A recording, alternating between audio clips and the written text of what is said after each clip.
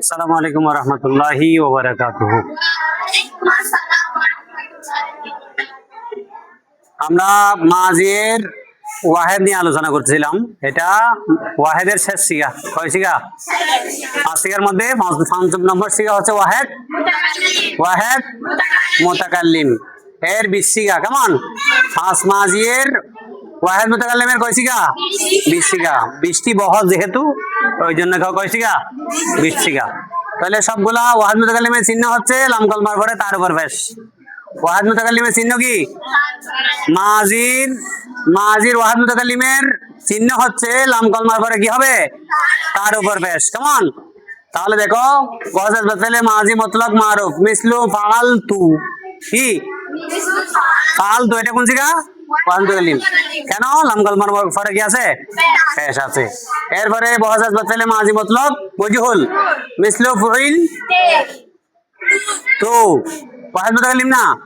এরপরে নবী ফেলে মাজি মুতলাক মারুফ মা ফুইল তো ওয়াহেদ মুতাকাল্লিম। এরপরে নবী ফেলে মাজি মুতলাক মজহুল মা ফুইল ফালতু ফুইল তো। কেমন?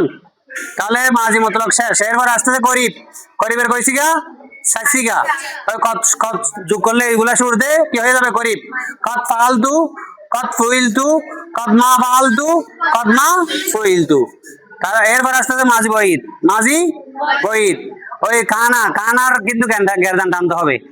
কানা কানা গানু কানা কানাদা কুন্না কুন্তা কুন্তুমা কুন্তুম কুন্তে কুন্তুমা কুন্তুন না কুন্তু কুন্তু কোন সিগা?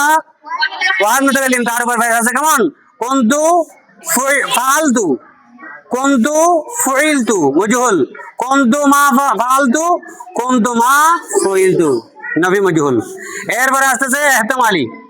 এহতেমালি লাল্লামা ফালতু ফালতু লাল মজহুল লাল্লামা ফুইলতু নবী। এহতেমালি মারুফ লাল্লামা মা ফালতু এহতেমালি মজহুল লাল্লামা মা ফুইলতু। এরপরে মাজি তামান্নি লাইতামা। কেমন? লাইতামা ফাল তু।